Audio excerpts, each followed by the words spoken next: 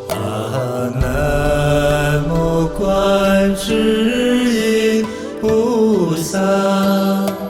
南无观世音菩萨，南无观世音菩萨，南无观世音菩萨，南无观世音菩萨，南无观世音菩萨，南无观世音菩萨，南无观世音菩萨，南无观世音菩萨，南无观世音菩萨，南无观世音菩萨，南无观世音菩萨，南无观世音菩萨，南无观世音菩萨，南无观世音菩萨。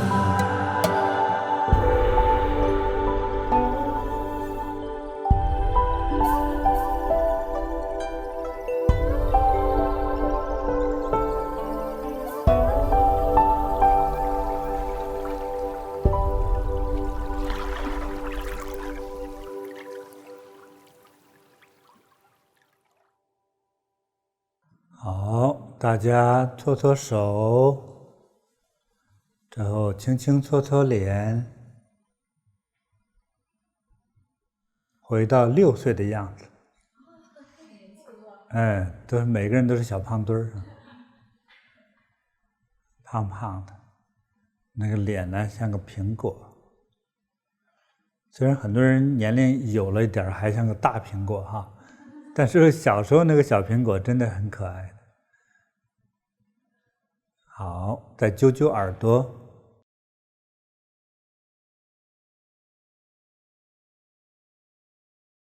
如果我们白天有空的话，你呢自己在诵念上1、2个小时也是特别好。那么会走八卦的人哈，一定别忘了早晨或者晚上去走八卦，一天最少走1个小时。为什么要付出这个时间呢？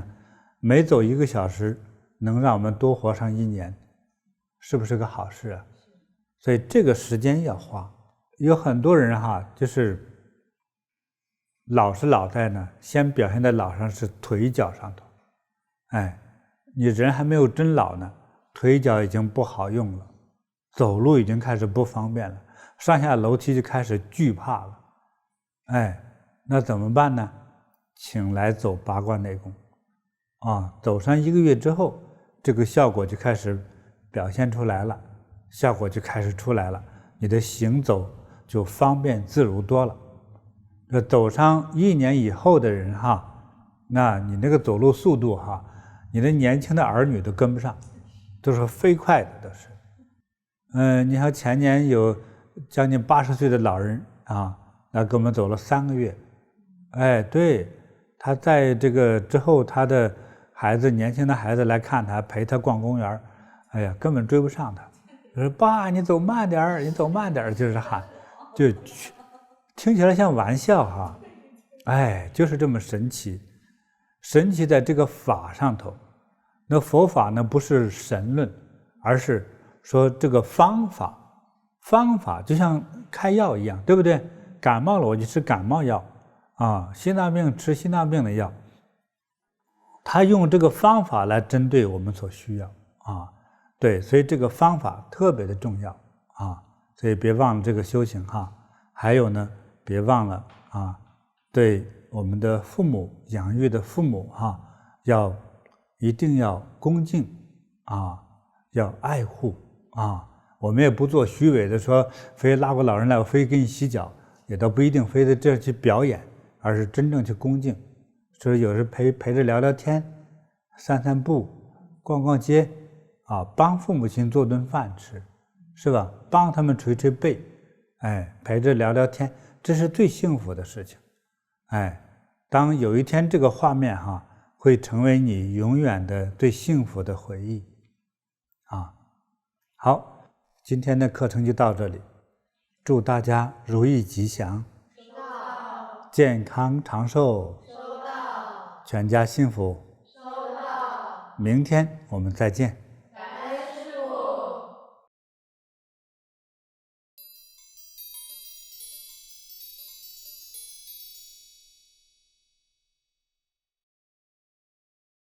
现在我们开始收工了。搓搓手，把手搓热、搓烫，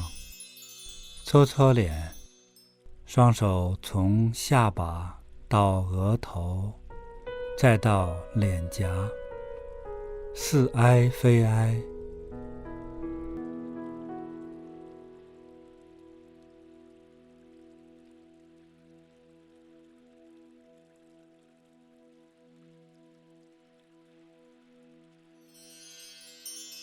再把手搓热、搓烫，干梳头，将食指岔开，指肚适当的用力，手指从前发际梳理到后发际，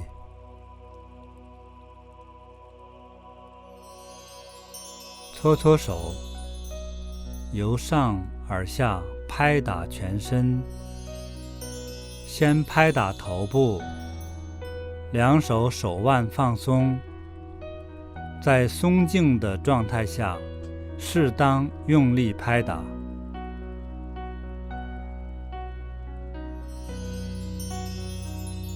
拍打左肩，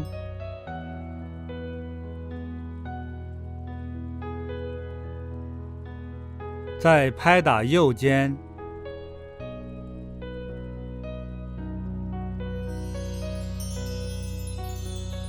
接着拍打前胸，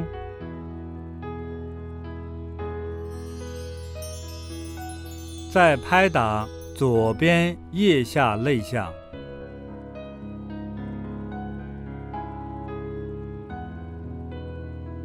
换右侧，拍打右边腋下肋下。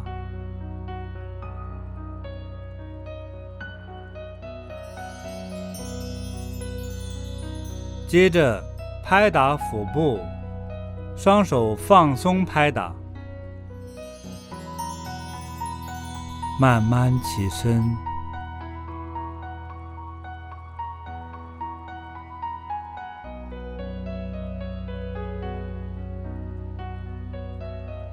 向下拍打大腿前侧、膝盖、小腿、脚踝、脚背。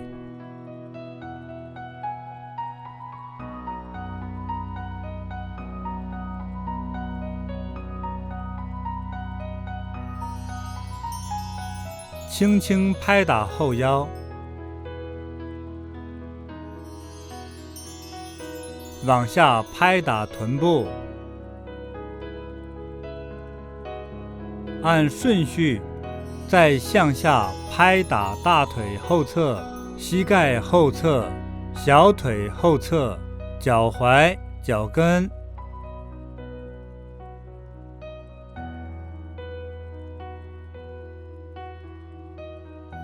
继续拍打两腿的内侧和外侧，先拍打左腿，两手腕放松，稍微用力，由上而下拍打，再拍打右腿，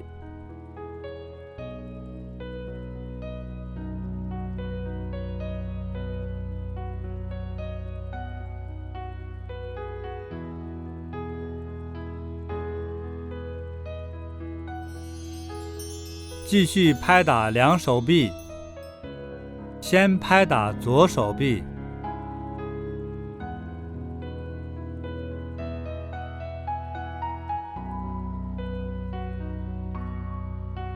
再拍打右手臂，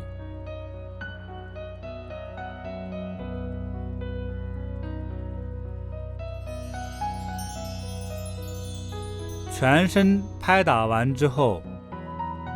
搓搓手，再轻轻地按摩全身，双手似哀非哀，观想，将我们刚刚拍打出来的灰尘轻轻扫掉，扫除烦恼，我们变得健康快乐。同时意念收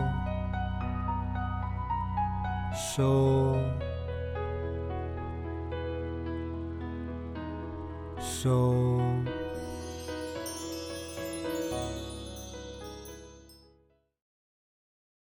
今天的课程吉祥圆满了，我们明天再见。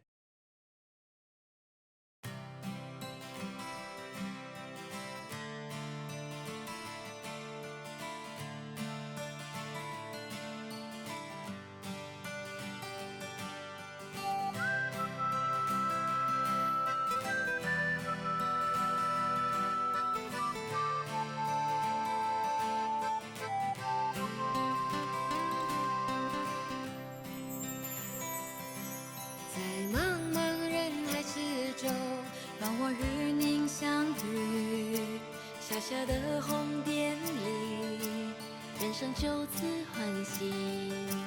我快乐了，我健康了，我幸福了。